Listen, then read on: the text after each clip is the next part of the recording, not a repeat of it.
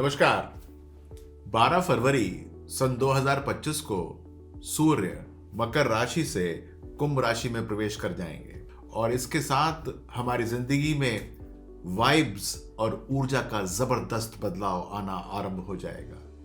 सूर्य जो आत्मा यानी कि सोल, शक्ति और नेतृत्व यानी लीडरशिप का प्रतीक है, अब कुंभ राशि में आकर हमें बताने वाले हैं कि बदलाव कितना जरूरी होता है।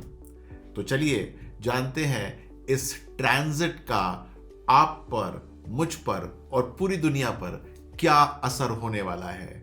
लेकिन ये एक ऐसे तरीके से मैं आपको बताऊंगा ताकि आपको इसके अंदर बहुत अच्छी रोचकता मिल जाए। जब सूर्य कुंभ राशि के अंदर प्रवेश करता है तो वह कहता है कि भाई अब थोड़ा खुद को समझने का समय आ गया है। यह सेल्फ रियलाइजेशन का गोचर होता है, यानी कि ट्रांजिट होता है।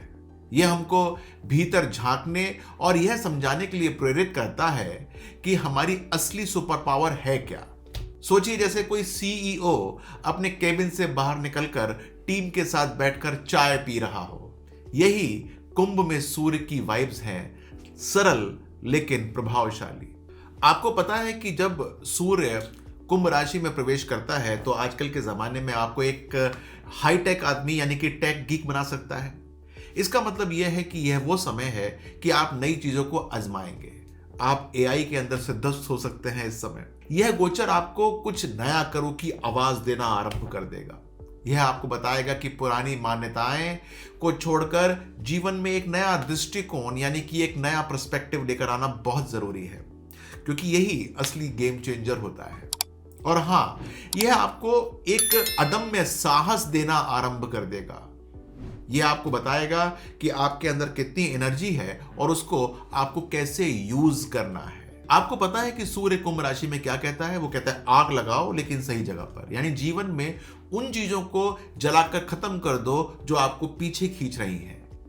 यह गोचर हमें अपने पुराने डर, पुराने संकोच यानी कि हेजिटेशंस और लेजीनेस को छोड़ने का एक बहुत अच्छा मौका देता है। यानी कि जो लोग लेजी हैं, किसी बात से हेजिटेंट होते हैं, ये उनके लिए एक बहुत लाभकारी पीरियड होता है। लेकिन याद रखिएगा, ये एक डार्क फॉरेस्ट है जो कि ग्रीन फॉरेस्ट को बदलने का समय देता है आपको। तो यानी कि आपके मन में कोई भी डार्क चीजें हो, उसके अंदर हरियाली लाकर रख देगा। तो सही दिशा में आपको मेहनत करनी चाहिए, सही दिशा में कदम उठाने चाहिए। आपको निसंदेह इससे बहुत अच्छा लाभ मिलना आरंभ हो जाएगा। लेकिन हाँ, इस पीरियड के अंदर ब्रेक लेना भूलिएगा मत। बीच बीच में छोटे छोटे ब्रेक लेने बहुत जरूरी होते हैं। कहीं ऐसा ना हो कि आप ग्रीन फॉरेस्ट में ही खो जाओ। समझ रहे हो मेरी बात को आप? ये एक वो गोचर है जब आपको अंदर का हीरो जगाने का मौका देता है। यानी आपके अंदर जो भी काबिलियत है उसको ये बाहर निकाल के रख देगा। अगर आप ये सोच रहे हैं क्या मैं ये कर सकता हूं, तो इसका जवाब है हाँ, बिल्कुल कर सकते हैं। आपके अंदर वो अदम्य ऊर्जा, यह ट्रांजिट भर सकता है। यह वह समय है अपने अंदर की शक्ति को पहचानने का और वह सब करने का जिसको आप लंबे समय से टालते हुए आ रहे थे। सोच रहे थे नहीं करता हूं, पता नहीं कर पाऊंगा, नहीं इसका रिस्पॉन्स आएगा कि नहीं आएगा। अब मैं आपको एक छोटा सा आइडिया देता हूं। आपको वर्कआउट शुरू करना था, आप नहीं कर पाए। आपने कहा था न्यू ईयर पे करूंगा, अरे वो भी निकल गया, अभी भी शुरू नहीं किया। तो आप अब करना शुरू कर दीजिएगा। यहां पर यह आपको बहुत अच्छा मौका देता है। आपको एक ये सुपर डिप्लोमेटिक इंसान भी बना सकता है।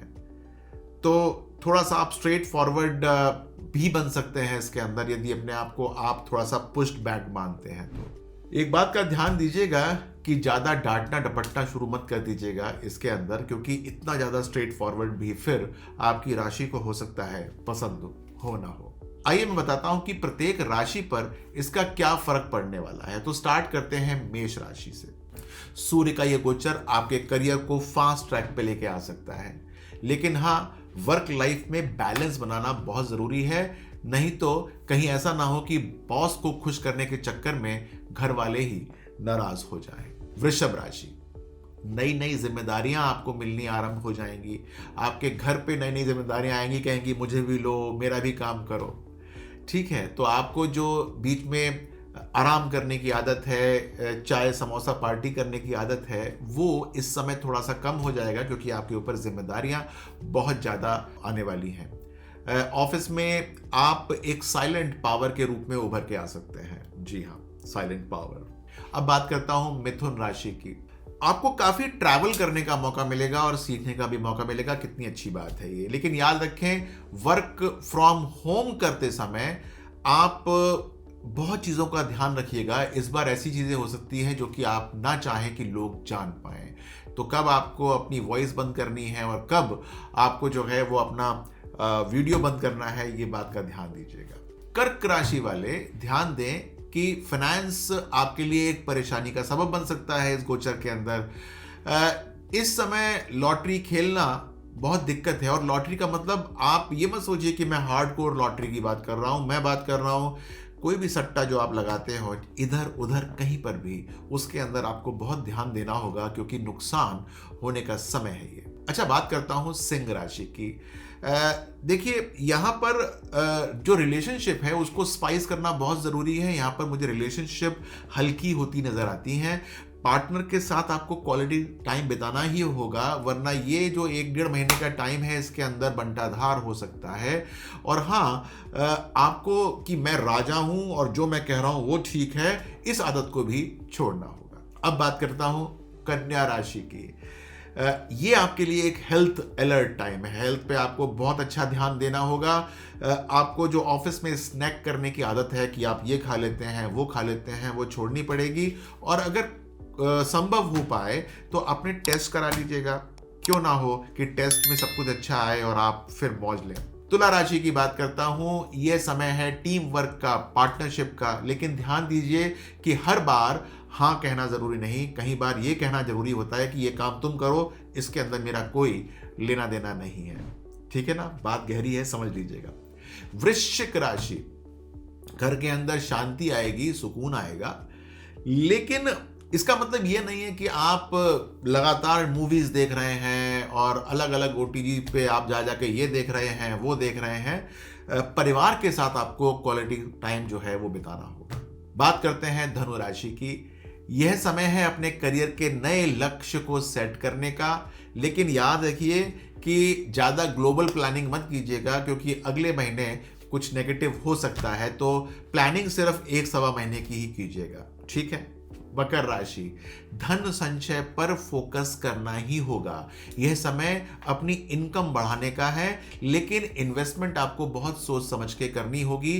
बहुत रिसर्च करने के बाद आप इन्वेस्टमेंट कीजिएगा। कुंभ राशि, यह समय है स्टार बनने का, लेकिन ज्यादा स्मार्ट बनने का नहीं है, स्टार बनने का है। काम अच्छा कीजिएगा और हाँ, अपने दोस्तों को इग्नोर मत कीजिएगा। थोड़ा सा 11th हाउस आपका पीड़ित नजर आता है।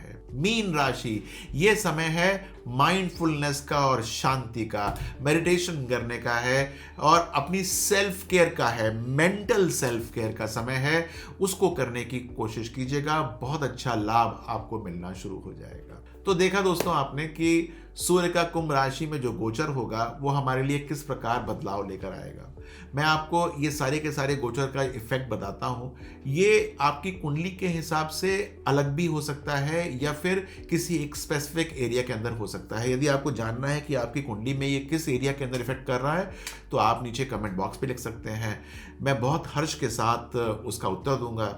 लेकिन आपसे अनुरोध है कि यदि आपने अब तक सब्सक्राइब ना किया हो तो कर लीजिएगा। मुझे पता चल जाता है कि आपने अभी सब्सक्राइब नहीं किया है, लेकिन प्रश्न आप पूछते जा रहे हैं।